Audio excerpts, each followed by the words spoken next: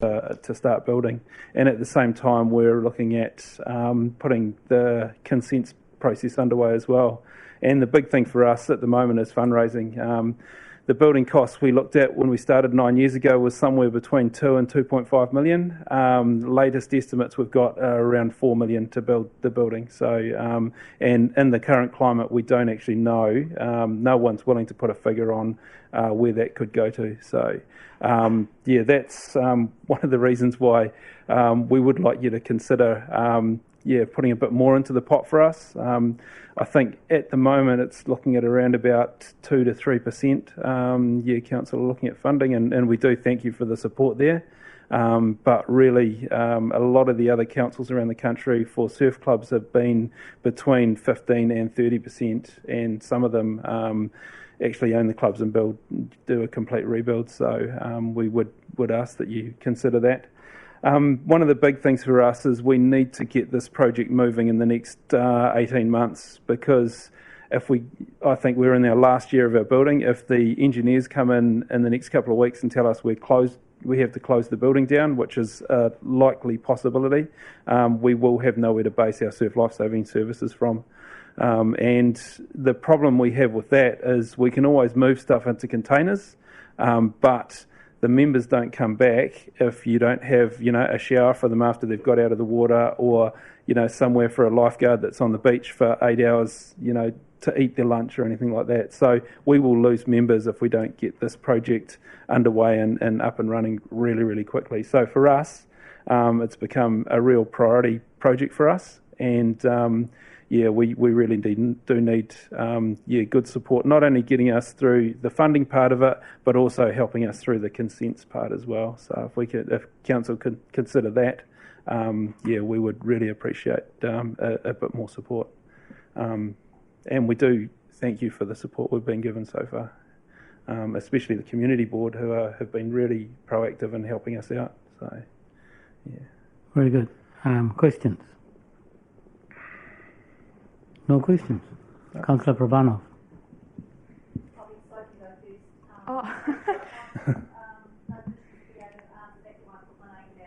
So, Councillor Prabanov will go right to the bottom of the rank. Yep. Councillor Hanford. Cool. Kia ora, Matt.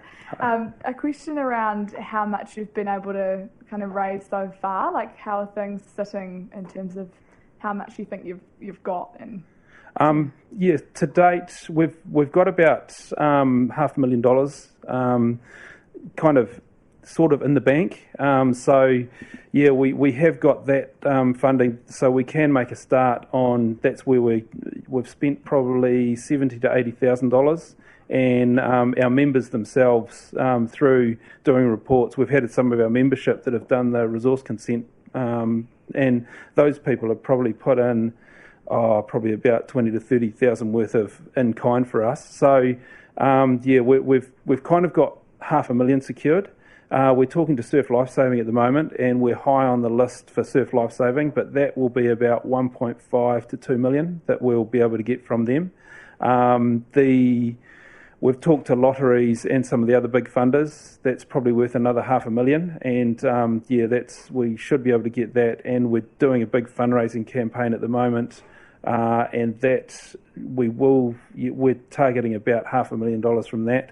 And there's probably about $500,000 that we've had some of the local suppliers that have come to us and said, hey, when you're ready to go, let us know and we'll do X work for you. So things like groundworks. I had a plumbing supplier come and see us. He saw the article we did on TV. He gave me a call and said, look, we're willing to help you.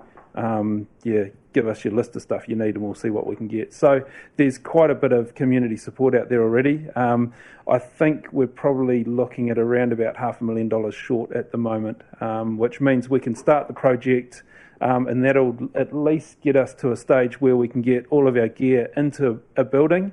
It'll mean the finishing touches just won't be happening in the first part of it. So that's kind of where we're at with funding. So comfortable we can start it, and just not comfortable we can finish it at the moment. Councillor Coates. Matt, thanks very much for bringing to light the different aspects of the application. One of the questions I had was sort of partially answered in your response to Councillor Hanford, which was around I was interested in terms of other funders. Yeah.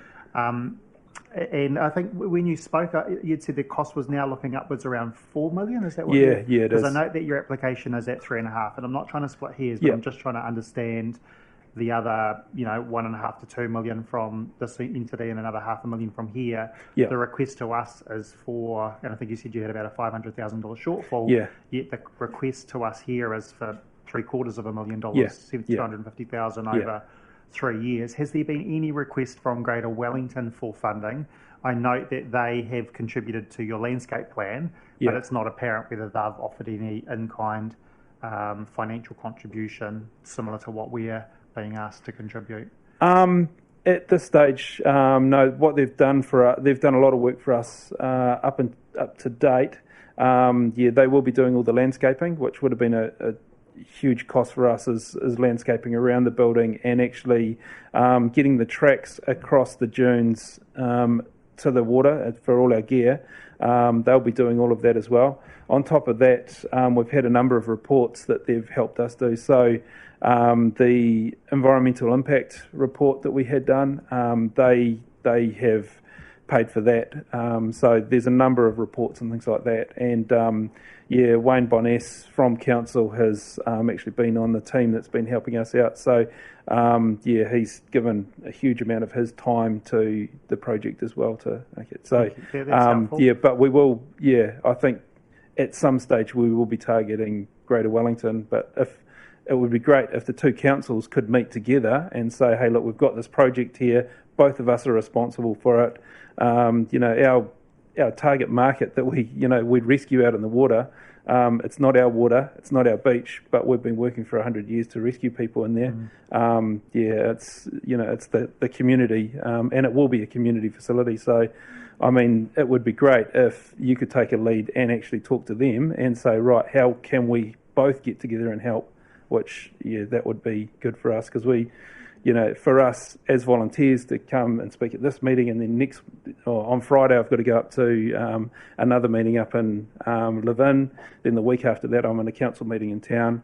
For a volunteer, there's a lot of things like that. But if you have those contacts that you can talk to within council there, that would help us as well. Thank you. The last question I've got is in relation to the contingency. $3,500 bill cost in your submission with a contingency of $145,000, I think it was from memory. So that seems, in terms of my involvement around the council for some years, quite relative. I mean, it's less than 5%, I think, of the total bill cost for contingency. So a little bit concerned about whether that's a bit underestimated in terms of... it could be, but I mean, at the moment, none of the QSs will give us a figure. Okay. So we just don't know. They said in 6 months' time, there could be a boom in building, and the prices will be hiked up. The way materials are at the moment, they just can't quote us on any type of material. So at the moment, our figure of $4 million is a best guess from those guys. So I mean, even putting contingency together, usually they say 5%. Reality at the moment is we just don't know what 6 months time is going to look like. So that's why some of those figures we've just had to go with the best estimate of what we can do. Okay, thanks, Matt. Yeah. Councillor Holborough. Yeah, thanks so much for this and for the work that's gone in over many years to get this to the point that it's at. I'm just a little bit, some of the other projects that I'm involved in, a consideration that kicks in later on, but which I wonder if you've thought about already, is post-opening, how it's going to be used, business case, the ongoing operational funding that hikes considerably with the new build as opposed to an older building, and things like insurance costs are much more, onerous. Yeah. So has that all been thought through? Yes, that's we're in a really fortunate position that Surf Life Saving New Zealand have just had government funding for operational costs. Fantastic. So one of the best things out of that is I think the insurance for that building is something like $16,000 a year, the premium. Surf Life Saving pays for that. And the new build, will be looking at around $22,000 to $23,000 a year premium. And under the surf lifesaving umbrella that we had, you would have talked to Charlie earlier. That operational funding that the government has given is operational funding for surf clubs, more than Surf Lifesaving New Zealand. And so a lot of those costs we will be able to claim back from that government funding. So it's the build costs of the things that are holding us up at this stage. I'm really comfortable that once the new building is up and running, things like insurance, things like power costs, things like security costs, those can all be covered by the Surf Lifesaving New Zealand grants that we get. And on top of that, the use of it, we hope that we have better use from the new building than the old building, and we don't want it to be sitting there as a big white elephant. We want the community to be using it. If there's other groups that can come in and use the facility, we'll be promoting that. A lot of surf clubs have looked at kind of event venues and wedding venues. We'd quite like to stay away from that because of the situation where it is in the park. And there's been some successful models around the country. I think Waikanai Surf Club up in Gisborne have just built a new building, and they were targeting the wedding market. What they found is they got the corporate market coming in during the day, having smaller meetings, having breakout spaces, and that has been far more lucrative to them and far easier to manage than a wedding venue or a 21st venue. So, and we know how hard those events are, and we kind of would like to stay away from those if we can, and would rather cater to that other market. Plus, we want community use. There's going to be a community space downstairs that anyone having an event in the park can use that space, and we hope to have that at minimal cost, so that it just helps us, fund the building rather than having to build another space. That's fantastic.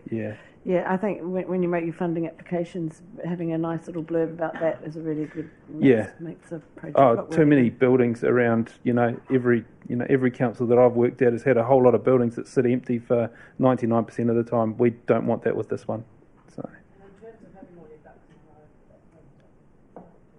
We're getting there. Matt, can you just hold on there?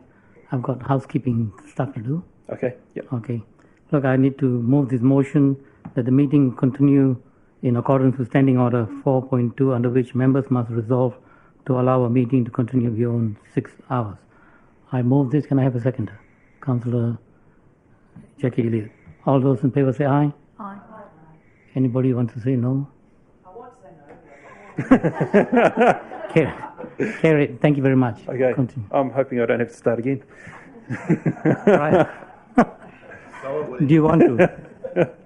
Councillor Pravanov. Thank you, Mr. Chair. Thank you very much, Matt, for coming along today. So I just want to understand a few more things about the location. So, so obviously the current location, as you're saying, that the building is in a dire condition and it's going to be moved. So is that on GW land or KCDC land? It's an anomaly. It's actually Crown land that's owned by DOC.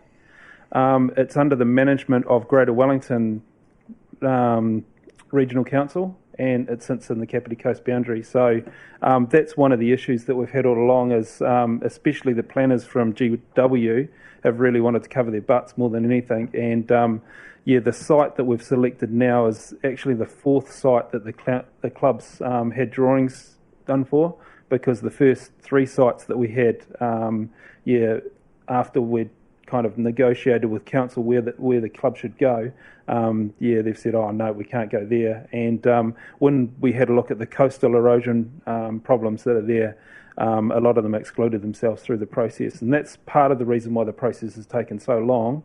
And now we're at a stage where we've got a building that will be in a safe zone, and hopefully we can build this building in.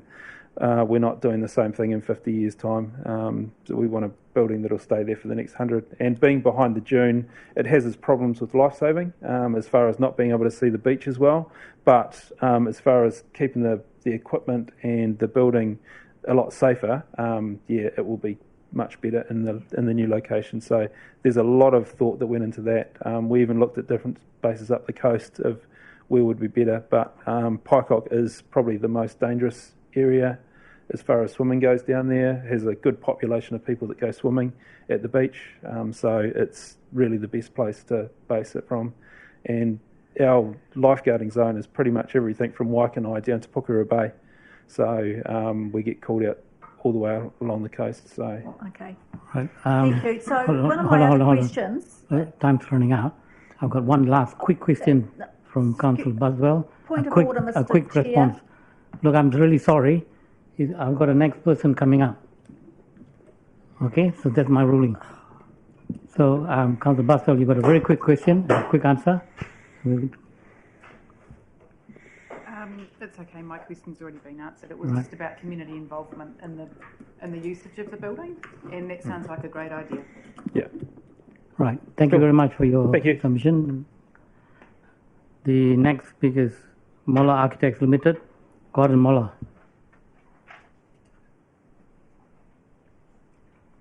Thank you and good afternoon. There's been a lot of rumour about Paraparaumu Airport, that it's closing, that it's been purchased by investors who are intending to develop residential. We don't know if any of this is true or not. It's just rumours, and I noticed that Council has had a view about that as well. I just had been thinking about this, and I just felt that it was worthwhile just to share with you some ideas that I had. Paraparaumu is pivotal to the coast. In terms of geography, its proximity to Kāpiti Island, it's a commercial centre, it's a residential area, of course, and it's had terrific growth over the years, and it will have more growth. As Transmission Gully and the motorway and the expressway finish off, the pressure will come on more and more people are shifting to the coast, as well as Wellington growing generally as well. I'm conscious of how the airport was purchased in 1940, the acquisition by government, and of course it operated as Wellington's airport for many years. I recall it very clearly myself. There's also always pressure on open space. When any area develops, there's always pressure on open space, and you think of cities and towns with parks and the like. And certainly with the commercial development, Kāpiti Road, with the increasing amount of residential, I would argue that open space becomes very important for this region. It's also currently a transport hub, and it's very good to see Air Chatham's operating from there, the Aero Club, and it has potential as a civil defence area as well in terms of emergencies. I understand that there is a challenge in terms of the airport viability, economic viability, and I'm just conscious of that. I don't know what the detail is. And I'm also conscious of the need for residential growth as Paraparaumu and the coast grows. So my submission is, rather than saying the airport has to close and we've got to develop more residential, my premise is it possible to have both? There's the airport operation requirements, obviously, and it operates presently now very successfully, and there will be issues for civil aviation and lateral distances and the like. But if you look at the airport and the submission that I made, there's a diagram there based on an aerial photograph, the council aerial photograph of the airport. You will see that there's certain lateral distances at the southern end of the airport that operate now. All I've done is to say if you extended those further north, but increased or maintained a curtilage around the northern end of the airport for the taxiways and the terminal and the Aero Club, that then it does actually, if you look at it closely, it does create a series of areas of area on each side. And I'm just saying on each side, that's the west and the eastern side. So I'm suggesting that could be developed as residential areas. So in our experience of doing quite a lot of urban development, you can apply a series of factors in terms of how many residences you might achieve, and obviously urban design issues and planning issues, circulation, open space and the like. But I'm suggesting that you could actually develop that with probably 2,000 houses. And so I thought, well, it was worthwhile at least putting this forward as an idea. It might be something that needs to be studied. And of course, there are issues of the operational airport as well as the residential. So that was basically my submission. Questions? Councillor Compton. Through the Mayor, Kia ora Gordon, thank you for Along, I've just got a question about your map here, in particular the west side of it. Are you aware of the extent of the wetlands on the site at all? Yes, I am, but there's a lot of research to be done in terms of how that might be worked. And of course, you know, the way that you develop the land, the analysis I did was based on reasonably high density development, and you would need to apportion that carefully in terms of the land that you use and the land that you retain. But I would argue that in the developments we've done, we're always very conscious of the need for open space, whereas much residential development doesn't take into account enough open space. So shared space is important. So I would say that the wetlands need to be retained because they are there in terms of how that might be developed. And the figures that I'm suggesting for the residential are quite conservative. And so I've sort of allowed a certain amount of contingency in terms of how you would achieve the number of units, as well as how you might develop the land. And are you also aware that there's actually a grass emergency runway there that in your plan no longer exists as well? Say again? A grass emergency runway that runs parallel to the east of the current runway. No, well, actually does get used by rural planes who prefer to operate out there. It's actually terminated by placemakers though, isn't it? No, it's still there, still in use. I can see that it's there, but there's a section that was there originally. No, but the actual, so it literally runs parallel to the existing main runway, and it is still, I can promise you, because I saw a plane using it last week, right. It is still in use. Yeah. So I suppose my premise would be, rather than say the airport closes and you develop with residential, if you do that, the question is, would it be done well? And obviously you would hope that it might be. I would argue there needs to be a very careful analysis if residential was developed for that whole airport area. And I say that it's a piece of open space that is too valuable to let go that easily.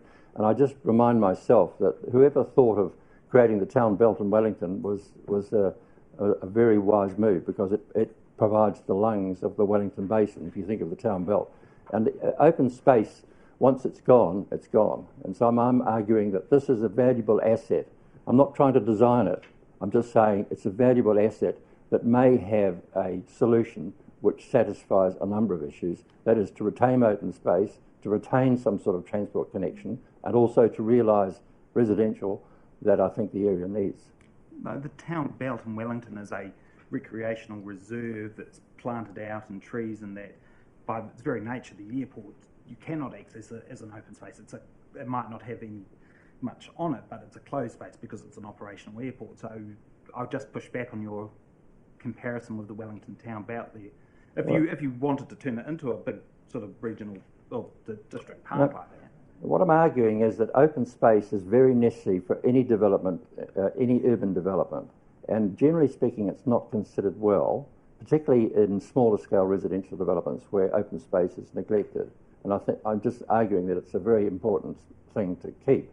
And the airport is there, it's been there for a long time, as we know. To lose it and put lots of housing on it, I think is a mistake. And I think that the airport can, as an open space, can be valuable as an operational airport, but also as a civil defence, as an open space, but it can be realised in parts of it to create some return on investment. Thank you, very instructive. Councillor Elliott.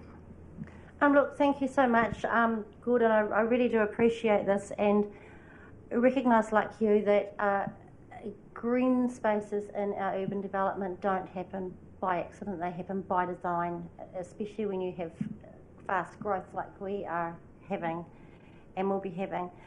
I wonder if you have had the opportunity to take your ideas to the airport management, Chris Simpson, who is the actual airport manager.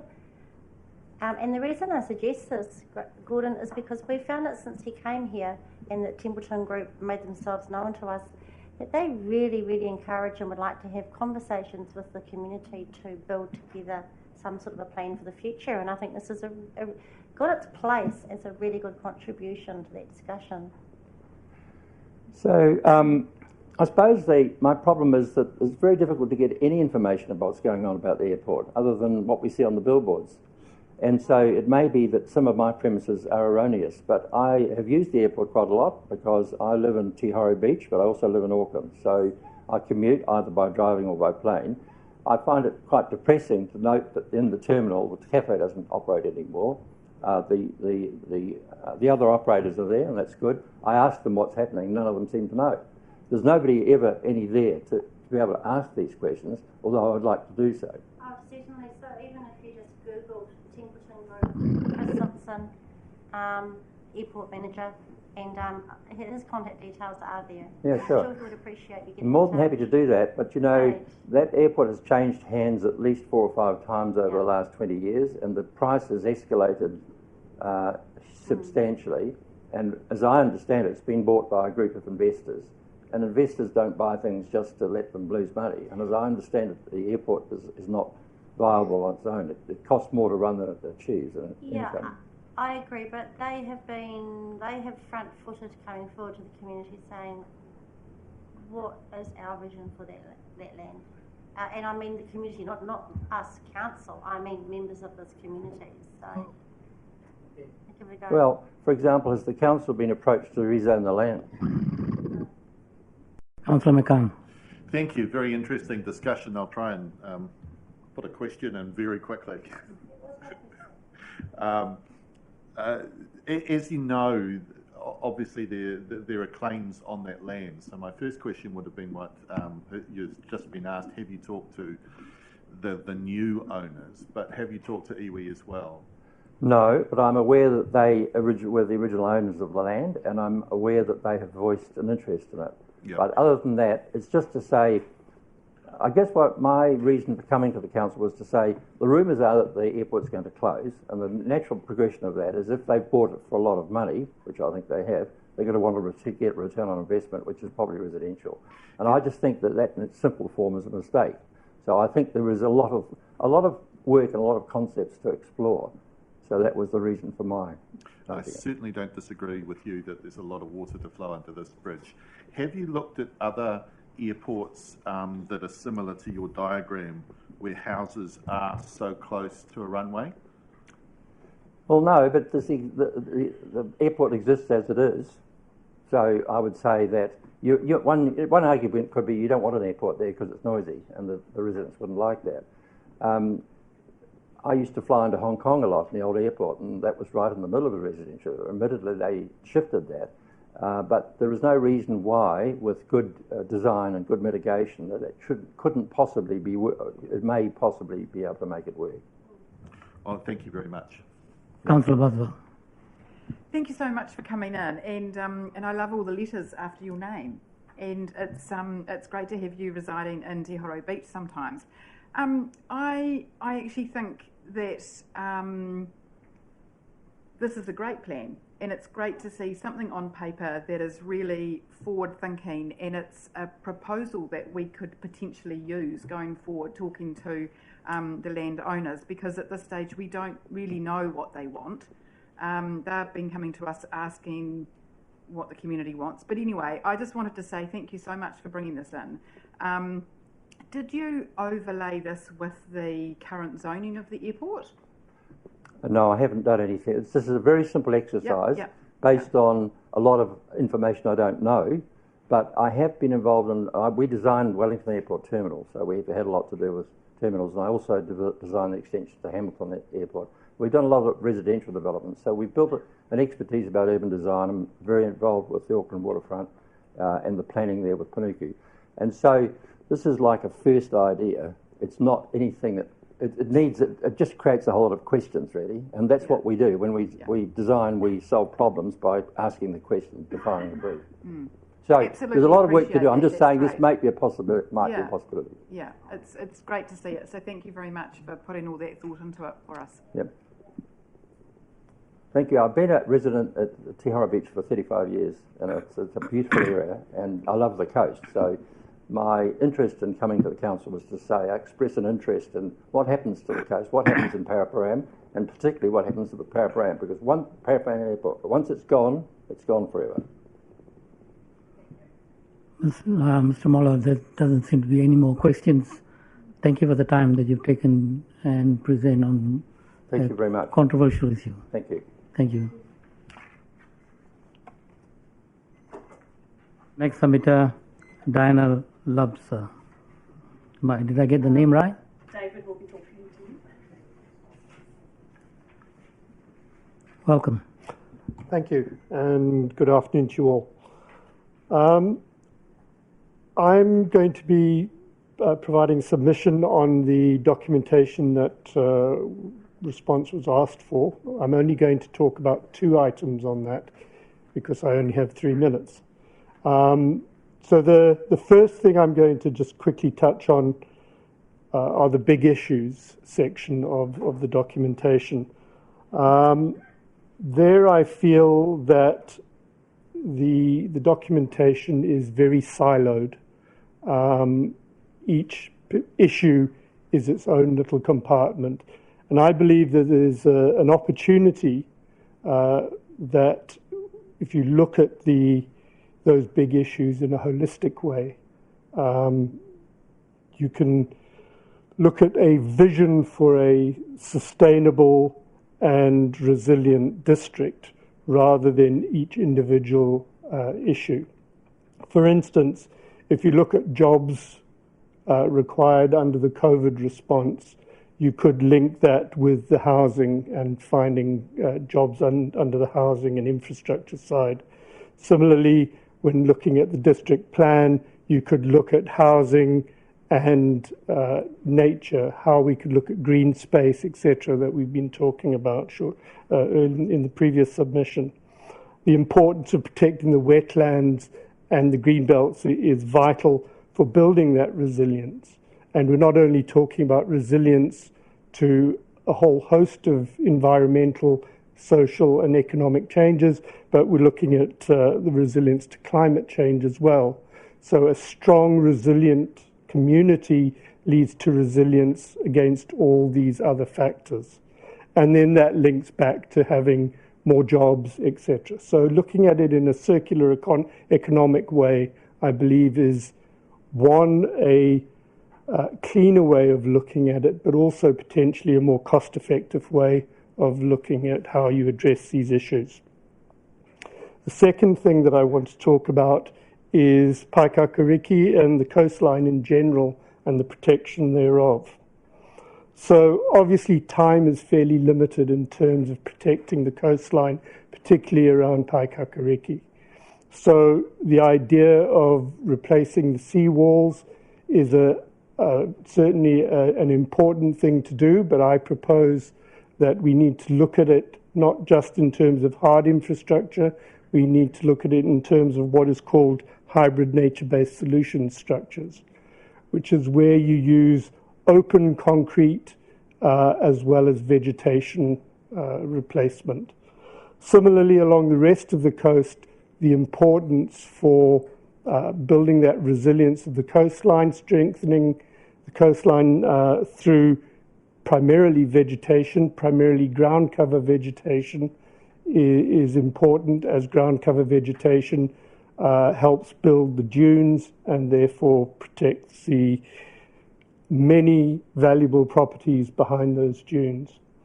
So I think there's a number of areas that can address the protection of the coastline, but I submit to you that many of these could be natural solutions rather than hard engineered solutions. Thank you. Questions? Councillor Holbrook. Hi, thanks for that submission and for the suggestion around softer solutions, which I believe will be part of the final solution anyway. Are you aware of the kind of coastal environment down in Paikakariki with the force of the waves and the currents that go through there? Yes, and I appreciate that because time is very limited and the impacts are already being felt there, that 100% natural solution is not viable. So there does need to be some kind of hard engineering. But ultimately you would want that hard engineering to be overtaken by a more natural barrier system, if possible. Yeah, thank you. Thank you, that's a good thought. No other questions, so thank you very much for your submission. Thank you. Next, Mr. Sheriff.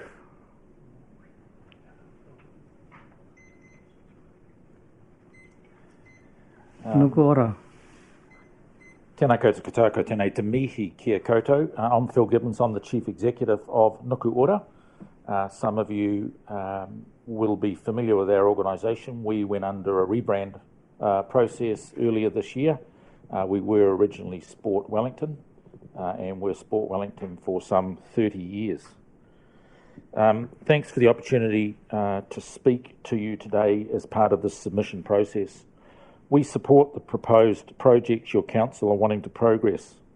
We've looked at these and the proposal through a physical activity lens, including around how this council can become and lead your region to be one of the more active in the wider Wellington region.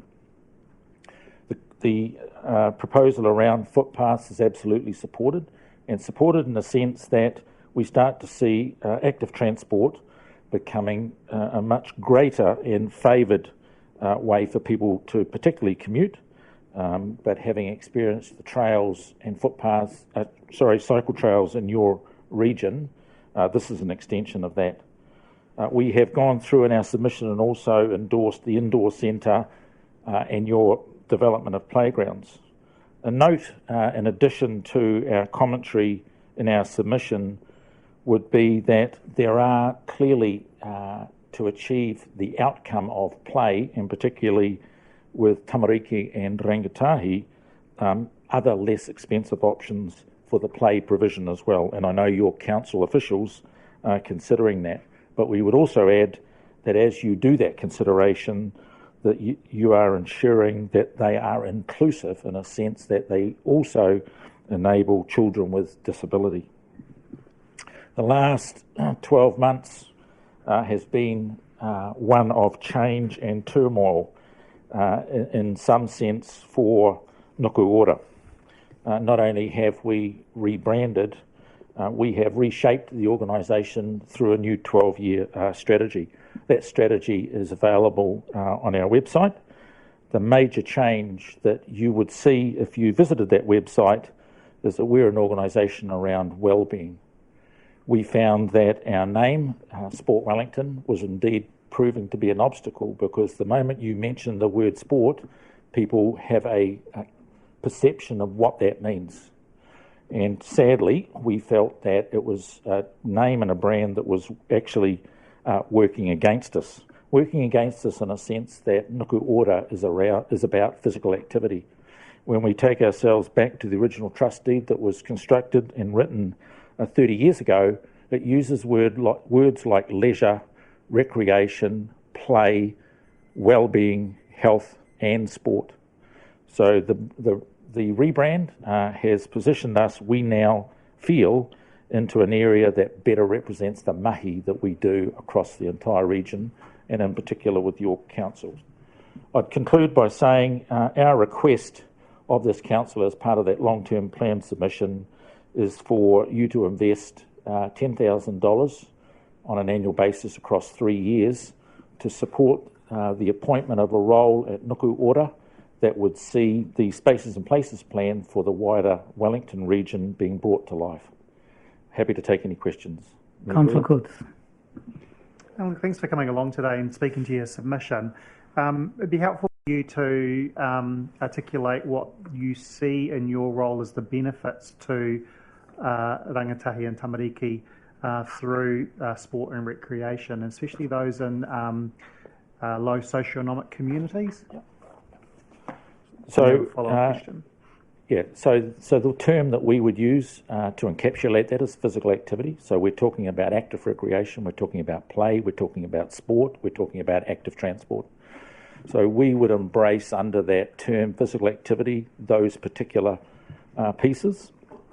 In relation to how are we identifying tamariki and rangatahi and where and how we would target those groups, we've done a significant amount of work through our insights and evaluation team, which is 2 staff, who have gathered both local and national data and enabled us to identify 6 critical communities of interest across our region where, when you look at the data is telling us that tamariki and rangatahi in those areas are far less active than the national average, or indeed they ought to be in accordance with health guidelines. In this region, that particular place is Otaki. So, Lisa, my next question, I'm surprised and I'm interested to understand your thinking around supporting the, and I'm just bringing up your submission around the indoor sports centre at the Paraparaumu College. Yeah.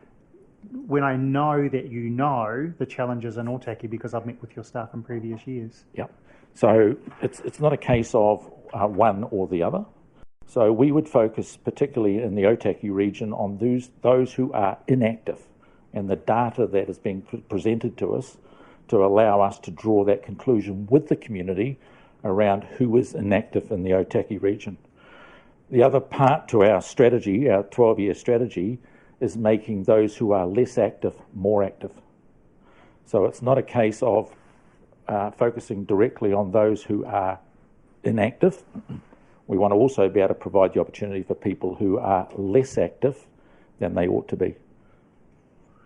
So in this instance, with council investing in this area, you are supporting that investment there in Paraparaumu as opposed to looking at a district-wide lens around where the need is? So I don't see the two being in, and maybe I'm kind of reading between the lines here and not getting it right, but I don't see the two being in opposition to themselves. It is a case of enabling those who are inactive and enabling those who are less active. And for tamariki and rangatahi, we know that happens in quite different ways. We're learning from some of the data that we have that rangatahi are more interested in something that is less organised, less controlled. So for rangatahi, we get feedback and data that's telling us now that active recreation is in fact becoming more important as a physical activity option for rangatahi than is organised sport. Okay. Councillor Hanford. Kia ora, Phil. I just have a question around the potential appointment of a regional facilities advisor, putting someone into that role. What kind of role, do you have any kind of role that's existed that's served a similar purpose before, or what's the closest role within Nuku Ora that could potentially maybe adapt to fit that role so that you didn't need to employ someone else? I'm just getting a sense of like where your current employee base is and how that could potentially... Yeah. So we don't have anybody inside the organisation who would have the skills and experience to enable this role to support the Spaces and Places plan for the region. We have been the backbone organisation in bringing the plan together because we have planners, but we don't have anybody inside the organisation who has any level of experience or knowledge around Spaces and Places. It's an area that other regional sports trusts across the country have seen benefits in once they have produced the plan, and across the region having somebody to enable the backbone organisation to enable the plan. And the single biggest observation that we have learned in talking to those organisations is it reduces duplication overnight, because we start to have a regional view of facilities and what's needed rather than perhaps all looking at it through our own district or city lens. Councillor Holbrook. Yes, so I see in your summary that you do have the Wellington Regional Space and Places Facilities Plan, and that's what this role is going to be delivering. So presumably you've looked at this, at our proposals through that lens and through that, and using that strategy as a guide. I'm just making an assumption there. If we don't agree to fund this position, how will this affect the delivery of your services in our district? So it will limit the ability for us to be able to support you through the functions that are outlined in support of the Regional Spaces and Places Plan. This is the second long-term plan hearing that I have been to. I was away last week, and one of my general managers has presented to Hutt City Council and Upper Hutt City Council, both in a very favourable sense. So it's I'm going to use a word that best describes it for me, but probably not a word that this council might support. But in this sense, when it comes to spaces and places and the provision of facility to enable rangatahi and tamariki, it's amalgamation. It's amalgamation in our thinking and the way in which we function as a region to enable spaces and places to be in place region-wide. I live in Lower Hutt, I work in the city, and I recreate throughout the entire region. So when I'm at work, I respect and understand council boundaries. As a member of this region, as a citizen of this region, as a ratepayer of this region, I look at the region as being the space that I live in, rather than it being confined by, as some would describe it, artificial district or council boundaries. This enables the region to look at solutions from a regional perspective and through regional benefits. So why isn't it funded regionally then, like by the regional council, for instance? So regional council aren't in this game at all from our perspective when it comes down to sports facilities, spaces and places. Then it becomes a council-related lead. What we're trying to do here is make it more effective and efficient for not just councils in the way in which we look to the future and plan for facilities, but enabling the right information to be provided to either sub-regional groups like the Wairarapa or indeed to individual councils like this one. Thank you. And I hope you don't go away from here thinking that we're not very positive, because we're very careful to keep an open mind at this table and no predetermination before we come to our final decisions. No. Thank you. No, I welcome the questions. We're quite diligent. I welcome the questions. Councillor Holliday. Thank you, through you, Mr. Chair. Phil, I just wanted to pick up on active recreation and put perhaps an older person with disabilities lens over it a little bit. But I just wanted to hear your thinking around playgrounds or children's playgrounds, and perhaps, as we move forward, should there be maybe consideration around transformation into more of them being considered as parks or as recreational spaces in general? Yeah, it's interesting. This concept of play, when I was growing up, was something that I was limited by my imagination, but in an entirely different era and in entirely different attitudes. Today, it's interesting that we even have to talk about play and children and how to introduce children to play by way of it becoming a physical activity, which ultimately benefits their health and their well-being. What we're seeing across the region right now is a wide range of solutions to enabling play and enabling that physical activity that comes from it. At one end of the scale, it's about throwing some equipment on the ground and letting the kids do what the kids want to do with that particular piece of equipment. And that might be in a green space area. There are other councils who are looking at opportunities around streets and what may happen if you block off a cul-de-sac and enable children to do what some of us would have done in our days of growing up, and that's riding our bike in a very safe space. At the other end, there are playgrounds that are being constructed to enable play and physical activity. So our view on this is the broad spectrum is the solution, but your community will tell you what it is that will work for them. And that's an important component, I think, enabling the development of these play facilities or any other sport and recreation facilities to be led by your community. Thank you. And I guess I'll ask a question on behalf of Councillor Randy, who's not here at the moment, but you mentioned the play along the way activities, footpaths. If you could just perhaps expand on that. Sorry? Play along the way activities? Yeah. Again, so that's how imaginative can councils be in enabling footpaths to provide a medium for active transport, but at the same time, how might that enable children to interact, to play, to be active? We've seen, for example, in Lower Hutt, where some of those big pieces of chalk, someone has done the old hopscotch on the footpath. And as the kids go to school, they do hopscotch and stuff. So it's about normalising what other generations have probably done on a daily basis as they have grown up. But it's got to create the environment. At one end of the environment, there is structure. At the other end of the environment, there's imagination. Thank you very much. Councillor McCann, hopscotch. That's not my nickname, Mr. Mayor. Thank you. Through you. One of the discussions we've been having today, and you've sort of walked in on it when it came to a gym discussion, is being led by communities being led by their own community. Yeah. So the question I want to put to you is, what connections and work are you doing in Otaki at the moment, and what makes you confident that what you're bringing to the table is going to work in that township? Yeah. So I think that's the point of difference, is that Nuku Ora are not bringing anything to the table.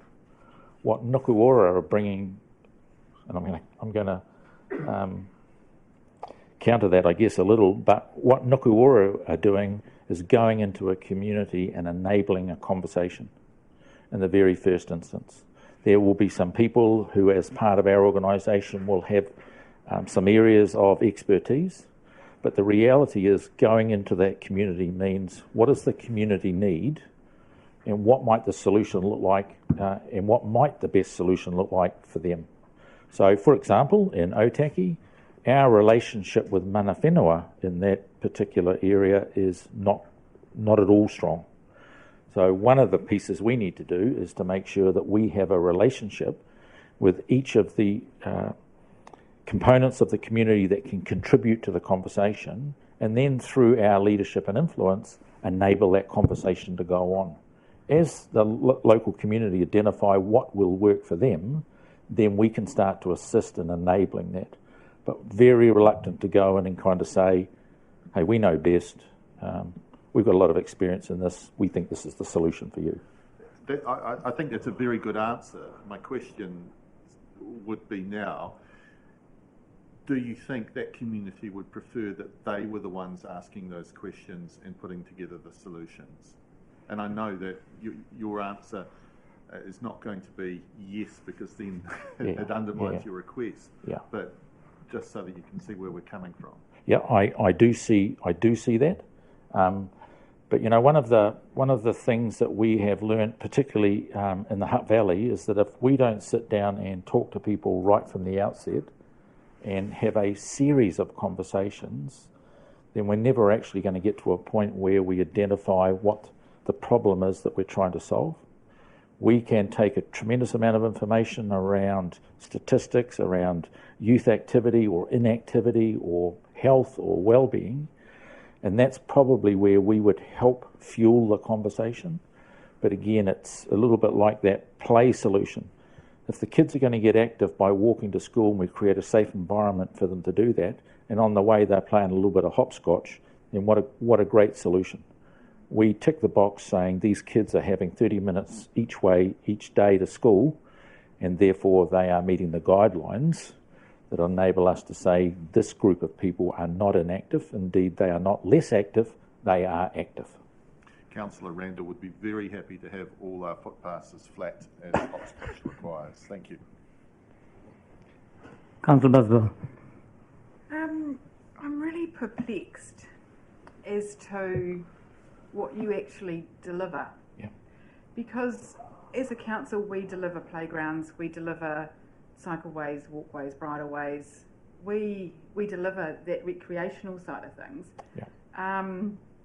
And now you're saying that you don't want to be known as a sport entity, whereas for me, I could see that the function was delivering coaching workshops and things like that. So I'm just wondering how you actually are going to deliver these recreational activities. Yeah. So we're not in the game of delivery when it comes to your district, for example. So we would consider ourselves in your district to be an enabler. So we are here to enable, whether it's council, whether it's sports organisations, whether it's schools, whether it's recreation organisations, to achieve what it is they've set out to achieve. An example would be, so a third of the work that we do as an organisation, I would label as being in the sports sector. So we provide a coaching expert who will run a program to enable coach development, and then to enable coach development to go on even in another level below that inside a club. We work with sports organisations to enable them to improve their ability to govern their organisation. We do leadership development for sports organisations, but a third of the work that we do is in the sports sector. About a third of the work that we do is in the health sector. So the single biggest contract our organisation delivers on is green prescription. So we're delivering across the entire Wellington region the DHB contracted green prescription programs where individuals or families are referred to us by medical practitioners, and then we go away and work with those people to enable health and physical activity outcomes to be achieved. So it's quite a sparse space, but you wouldn't see us at the forefront of everything that happens inside Kāpiti Coast District Council. One of the areas we'd like to think you will see us in the forefront of the future is helping your council and your council officials more effectively plan around the spaces and places that are needed in this region inside a regional context to enable the region to have the best that we can, but to allow Kāpiti Coast District Council also to have the best they can. Okay. When I came into this role, there were 3 indoor velodromes on the drawing board in Wellington. Insane. Yeah. That's absolutely insane. When we actually did the needs analysis, there's not even a need for one. So it's kind of enabling that thinking to service our community in the spaces and places that we need now and in the future, and do it with a regional lens in the first instance. Okay, thank you for that. Just also, we have a youth council here in the Kāpiti Coast. Have you touched base with them to see what they need? No, I haven't. No. Right, so I have no more questions, so thank you for the time you've taken to present the submission to us. Thank you very much. Thank you. Thank you. Right. Now, the next submitter is Kāpiti Community Board. Holly.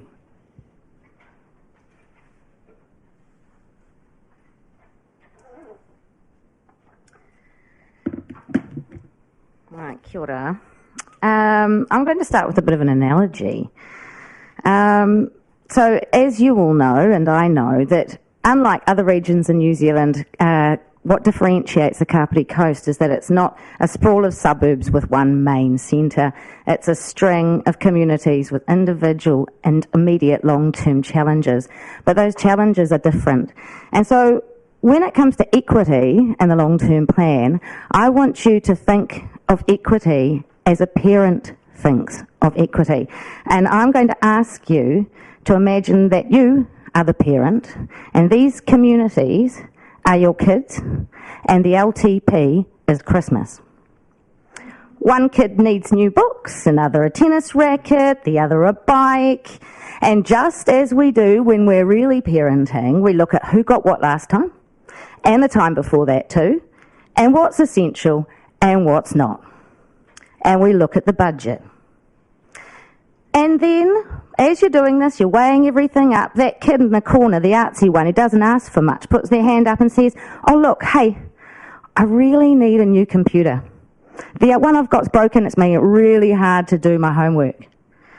Now, as a parent, you know this is an essential need, but then the child adds, oh look, I'm prepared to contribute. I'll work alongside you so that I can get a computer that has the specs I need so I can also make music on it, run my music programs, as well as do my homework. And you look that child in the eye and say, oh, look, man, I'm really sorry. I know I said we might have enough money for a computer, but not this year. We can't afford any computer, as it turns out. We know we said we might. We're trying to make a dent in the mortgage and still need to get your sister the bike. But I tell you what if this year you don't get anything for Christmas? But next year, we promise we'll give you the computer that you've asked for. And that child forgoes their Christmas gift. They understand their need is an expensive one. And good things come to those who wait, right? Well, now it's the second Christmas. And let's take a moment to look at what's being offered. Box A, a computer. We don't know the specifications of this computer. It's a bit of an unknown. It's an old style, an old model, but cheaper though. It'll do the basics, but not for very long and may need replacing. The user experience rate's pretty low in the reviews. The card reads, sorry, we know it's not what you wanted and doesn't meet your needs, but it's a computer all the same. Box B, a computer. We know all of its specifications and they're high grade. It's multi-purpose, user-friendly with twice the lifespan, but it's expensive. Part of you wishes you just bought the damn thing the first Christmas when it was heaps cheaper. The card reads, thanks for waiting. See, we kept our promise. Looking forward to seeing the benefits and sharing them with you. Yes, equity is about value, but not just dollar value. We cannot put a price on our environment. We cannot put a price on the well-being of our people.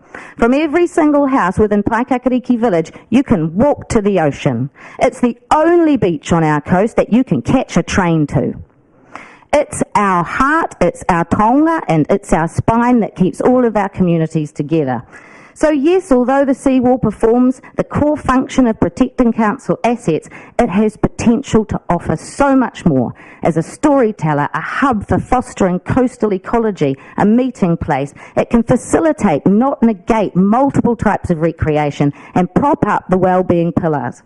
Sadly, the like-for-like timber replacement that was mooted in the consultation document is not a like-for-like replacement. It does not include the raised beach area, which for locals is really stops the access ways to our beach and the usability and multifunctionality of the beach. And we find it as a board disappointing that this was not made clear in that consultation document. And I fear that if that goes forward, that the community may yet feel duped again. The PCB wholly support and endorse the excellent submission from the Paikākariki Seawall Design Group. It takes on board what I've heard this afternoon in being here. We need to look at this another way. Yes, neither of those options look like they're going to work, not within budget and not within actually what's sensible. I'll leave it to them to talk about their options later on. But I implore the council to think creatively, to problem solve creatively alongside us. That child who's been patiently waiting and has been promised that they would get something they worked very hard with you to achieve. And what happens when the other kids need a computer? They probably will. But their need is a few years off yet. And what they will likely require will be a different type of computer, so it meets their unique needs. What I hope is that every time when that time arrives, we have a working model that punches above its weight, that we can be proud of, an exemplar of what can be done, not what wasn't done. Happy to take questions. Questions? Councillor McCann. I love your analogy. I'm tempted to say that if you shout too loud, timeout corner is coming up. But I want to be serious and just focus on the housing. I'm glad that the community board accepts and agrees with that proposition. One of the suggestions you've talked about is infill, and because you've said you've got quite large properties, but we've got issues like sewage. How can you explain? What we're proposing is a Paikākariki specific proposal. So yes, we are on septic tanks and we all know what the limitations of that are, or most of us do, and water as well. So we're not looking at infill housing. We're not necessarily looking at subdivision. We're looking at secondary dwellings that people can build on existing properties that can fit within consenting guidelines, and we're asking that to be packaged up in a kete to make it easy for people who have got those big sections to be able to put a 1 or 2 bedroom granny flat on the back of their house. I live in one of those properties. It's with 1 septic tank, so it's totally doable. I've got a 2 bedroom granny flat out my back, which my errant son still lives in. And do you think that the community needs to be consulted about that kind, and I'll still call it infill because in many ways you are creating another dwelling just for the sake of this discussion? I think that the council should work alongside the Paikakariki Housing Trust very, very closely because they are working on this kete idea as well. So if you want to get and communicate with our community in the appropriate fashion would be to go through them because they've got their finger on the pulse and there's some hui coming up. I think you're coming. Awesome. Thank you very much. Any other questions? Doesn't seem to be. Okay. Thank you for your submission.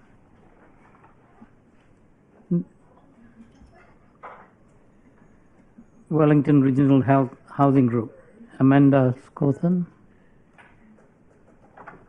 Welcome.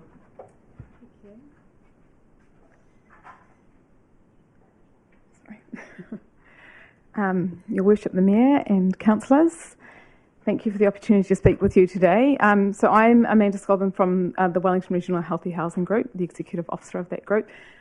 With me today is Lee Ramsey, who's the Chair of Energise Otaki, who together with Sustainability Trust and Te Puna Oranga Otaki have a project that we've mentioned in our submission called Warm Up Otaki to look at insulating and putting heating in houses, 140 houses in Otaki as a start.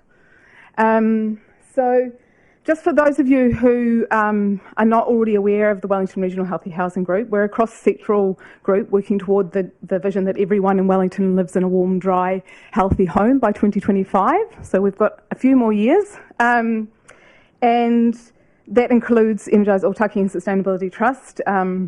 Among that steering group membership, there are 50 organisations represented on our steering group, including central government, departments, other local councils, district health boards, regional public health, research organisations, social and community outreach organisations, and industry bodies. We work on joint advocacy and influencing work on connecting people across those sectors and research and sharing information so that we can support that common goal. So you are probably aware, also I'd like to acknowledge that Kāpiti Coast District Council's officers and Councillor Halliday and McCann have contributed to our steering group meetings and valued members of that group. So you're probably aware that New Zealand's housing stock was of a very low standard compared to other developed countries. Poor quality housing contributes to high carbon emissions, to high costs for health and education, and to intergenerational wellbeing challenges. Your long-term plan in its community outcomes section identifies as a priority access to suitable housing in Kāpiti so people can live and thrive, which I think is a clear recognition of the foundational importance of housing in community thriving and wellbeing. We strongly support the recommendation that Kāpiti Coast District Council take a bigger role in housing, and that includes supply. We recognise that new supply really must include ensuring a big proportion of affordable supply and also high-performing, high-quality new supply so that people's health outcomes and our contribution to lowering carbon emissions is achieved. But we'd also like to emphasise that the existing housing stock is really important to look at for affordability to live in and for carbon emissions and for the health outcomes. So Brands projections, Building Research and Association of New Zealand projections are that in 2030, 64% of emissions are going to be coming from the existing housing stock. So it's really important that we look at that, not just at what we can add to the supply. There are several things that we've recommended, and both in terms of existing housing and in terms of affordable new housing. In terms of existing housing, the Kāpiti Coast District Council used to host an eco-design advisor role. We're really urging the council to fund a full-time role in that capacity again, and whether that's housed here in the council or housed in a community organisation such as Energise Otaki, and that provides advice and information to help people who are renovating or building homes to ensure that they are being built to a high standard. So that's for a district-wide support. We also suggest a voluntary targeted rate with a low or zero interest rate. There is one provided by the Greater Wellington Regional Council. It doesn't cover heating in Otaki, and it doesn't cover a range of other measures that are important, such as draft stopping, etc., that are important for healthy homes. So that is another thing that could complement that work that's being done by Energise Otaki and others. We suggest including performance standards, certified performance standards such as Home Fit, Homestar Passive House on limbs. This is being done by Hutt City Council, for example. Wellington City Council is looking at it. It's pretty easy administrative thing to do. It incentivises healthier homes. In terms of affordable and healthy supply, I understand that you're looking at reviewing your district plan, and there are options there, including inclusionary zoning, for example, and reviewing development contributions so that there's an advantage for healthier and more affordable homes, and that can be offset by slight increases for those developments that don't meet those higher standards. Our group and through the connections that we have through the group are really happy to provide information to make connections if that's helpful for in any of these areas. Thank you, and we welcome your questions. Questions? Councillor McCann. Through you, Mr. Mayor, thank you very much for coming to present to us today. It's really, really helpful. I'm just curious if you could explain to us a little bit more about the difference between what the government requires of rented homes in terms of being a healthy home and what home owners have to do. So I guess there's not a requirement on homeowners who are not renting their homes out. There's no minimum standard at the moment. There's talk of introducing energy performance certification, which again will not be a legislated minimum, but it would be a strong incentive because it would give information to people who are looking at purchasing or moving into homes about how well they perform and how much they're going to cost to live in and to potentially upgrade. One of the other concerns that we have at the moment with the healthy home standards, which is it's great to have that, the standard needs to be a lot higher. It's pretty low. It's very much below what most of the developed world would consider a minimum. But recognising we've got a big leap to get there as well. Our stock is terribly underperforming. One of the challenges is that there are limited resources going into compliance enforcement, and the power imbalance between tenants and landlords tends to mean that the smaller proportion of landlords who might be hesitating on complying are possibly also those whose tenants are unlikely to be going to take them to the tenancy tribunal. I don't know if other councils have enforcement officers, and this might fall within their mandate to ensure compliance with the healthy home standards. So that may be another thing that the council can do in terms of supporting. We'll certainly take that offline and have a discussion about that. One of the reasons I asked that question because it relates to I think it relates to the targeted rate that you're talking about, because that becomes an incentive for homeowners to undertake what they're not legislated to do. Would you like to tell us a little bit more about that targeted rate? So this, at the moment, there's a possibility actually it's on hold at the moment, the Greater Wellington Regional Council targeted rate. But what it means is that, I assume that we all know how that works in terms of a longer term loan that people can pay back. But I guess that it makes it feasible, and it's not necessarily only available to homeowners. It could be available to landlords as well. In fact, possibly there's a bigger market there. But allows people to do some of those things that they might find the upfront costs of overwhelming, and or particularly for landlords think, why would I want to invest however many thousand in this right now when I'm thinking that I might sell this property or it's going to really impact on my income in the next 2 years, and I'd rather spread that out. So it provides an option when that financial barrier is a big one. And in terms of the lower income households, for example, those that might be part of the Energise Otaki program, I think that what we've seen in Lower Hutt, for example, is that possibility to have a low payment over time can make accessible those upgrades that otherwise people do not have $5,000 spare in the bank to do. Thank you very much. That's really helpful. Councillor Coates. Hey team, thanks for coming along. I too was interested in the question around the VTR, and Councillor McCann has asked some of the questions that I had around that. But is there any councils in New Zealand that are currently implementing are the same thing. The closest comparison I can think is the power companies around I think it was installation. I think I remember Contact or someone doing that. But are there any other councils? Well, Greater Wellington has had it in place. Auckland City Council have had it in place. They're both on hold at the moment. Greater Wellington was looking at offering the loans for insulation and heating in two places, which were Wainuiomata and the Wairarapa, because of airshed issues, but not for broader needs. I actually am not sure. Was put on hold by say Auckland Council, for example? It was put on hold because when the council takes this on within the council, it must comply with the consumer lending regulations, and the Auckland City Council found that there are some elements of that they hadn't complied with, so they put it on hold while that's being investigated. Greater Wellington Regional Council has put theirs on hold following the same thing to check. Now, the other thing I wanted to mention is that one of the things that we've been involved in the conversation about is a model called pact finance, which is externally financed, privately financed BTR. And it's a model that's active in most states in Australia, is active in North America and various other countries.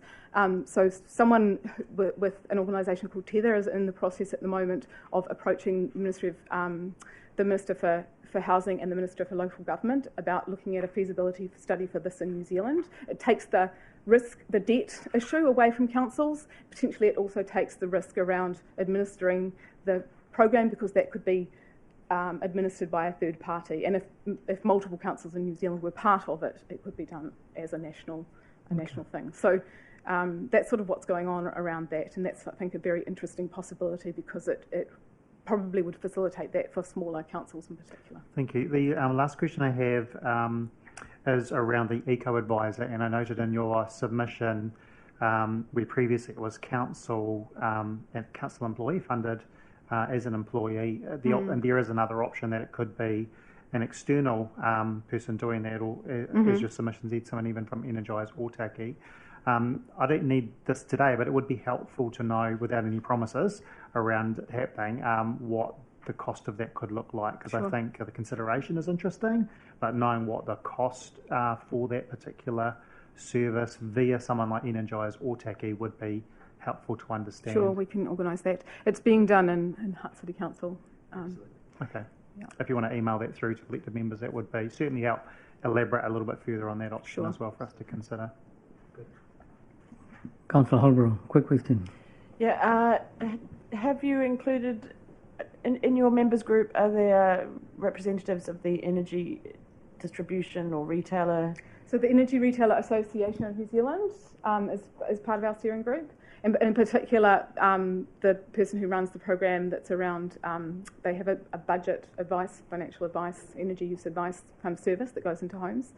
So they are part of the steering group. Yeah. And the distribution companies? No, not currently. We're working on gathering people into the fold. You've got quite a few already. Yes, yeah. It's a really diverse and broad network. So there are a lot of passionate people. Yeah. No other questions. Thank you very much for your submission today. Thank you. Thank you. Next submitter, Friends of the Taki River, Max Lux.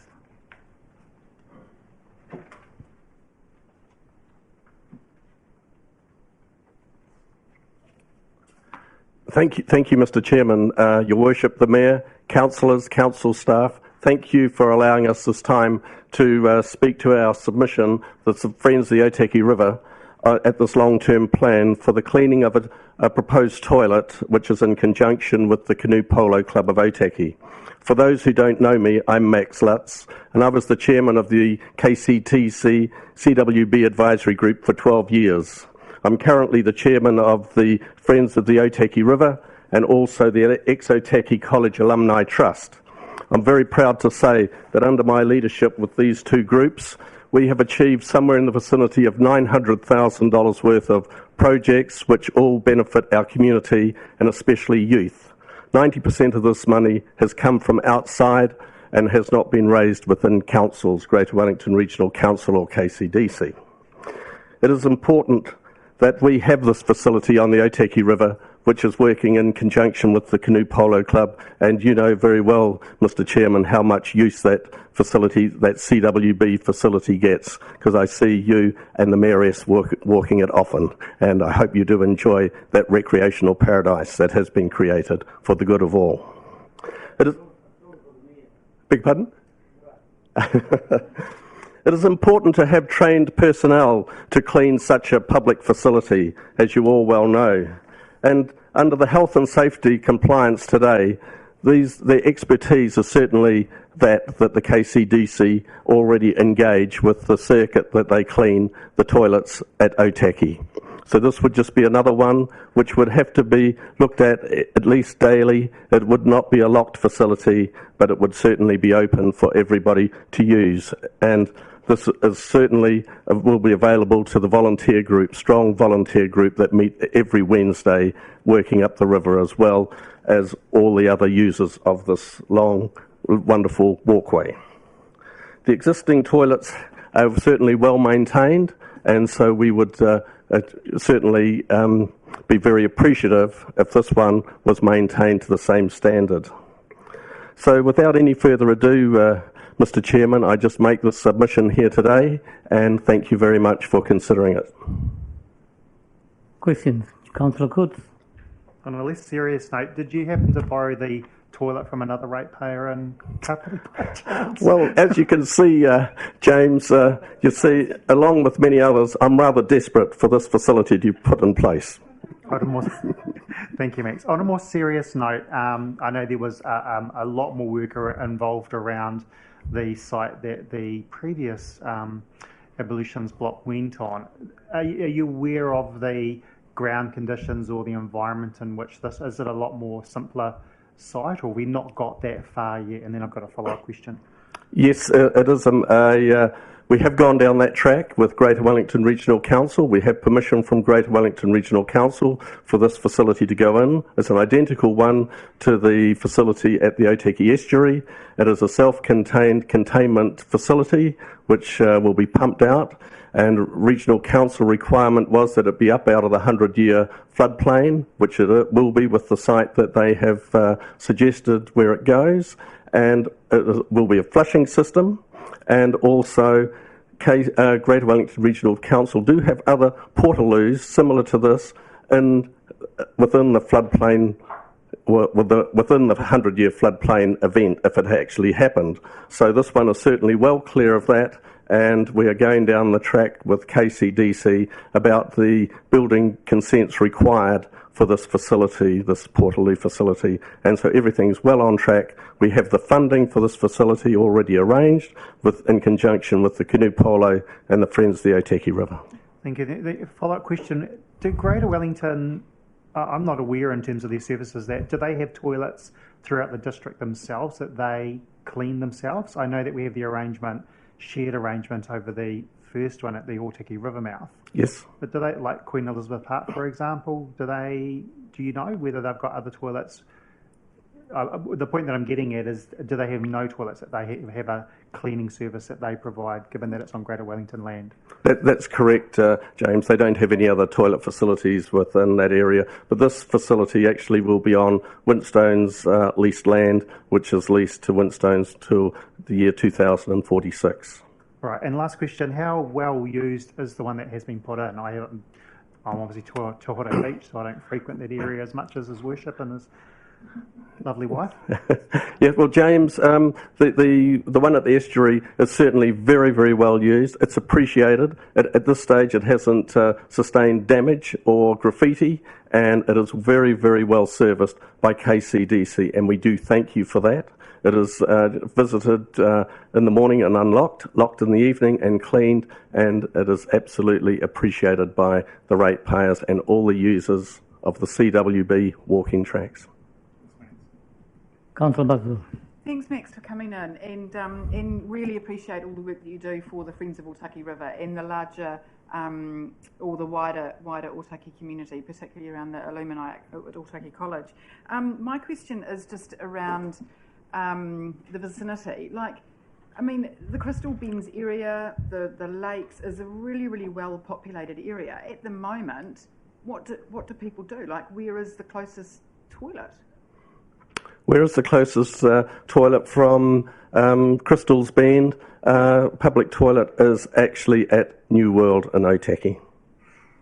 So nothing's really in walking distance. Nothing's connected to the CWB that we've worked so hard to put in, and all that kind of recreational facilities. That's correct. In Otaki. Yep. Thank you. Councillor Holliday. Hi, Max. Look, I just wanted to get, just from my perspective, I'm just not familiar with, I've been walked around the area up there, but exactly whereabouts are you looking at placing this toilet? Is it sort of, I understand where the water polo guys go, this is where the Waka... Yes, it's the same lake as the Waka, that the Waka Army use. Yep. Now, this lake, Mr. Chairman, is the only 20-acre recreational lake on the Kāpiti coast. And this is certainly well used by Wakarama, canoe polo, the model yachts, fish out days with fish and game, and also used for long distance swimming. And it'll be 50 metres from the canoe polo lakes or pools or courts, as you'd call them, and 50 metres from the walkway to Crystal's Bend, just by the Arboretum. So it is perfectly located to tie up as much as what we can at this stage. And as I say, it will be a flushing toilet and with its own containment tank. Any other questions? Doesn't seem to be. Thank you, Max, for your submission today. Thank you, and I look forward to your positive response. Thank you. Right, that brings us to a useful break.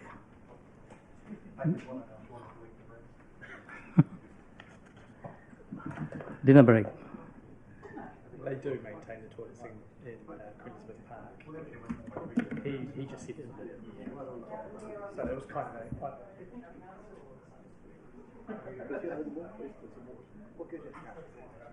Don't you know what the when I was up there last time?